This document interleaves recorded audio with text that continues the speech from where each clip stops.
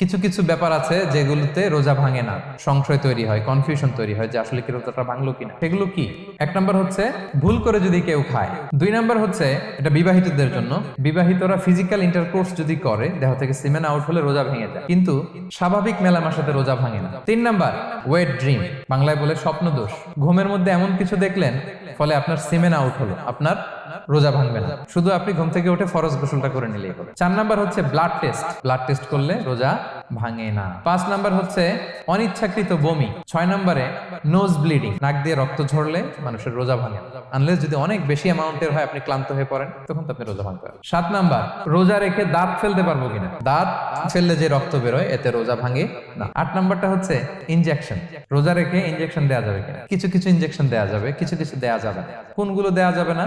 energetic injection দেওয়া যাবে না, যে ইনজেকশনে ফুড সাপ্লিমেন্টারি আছে, যেটার মধ্যে নিউট্রিশন ভ্যালু আছে, এই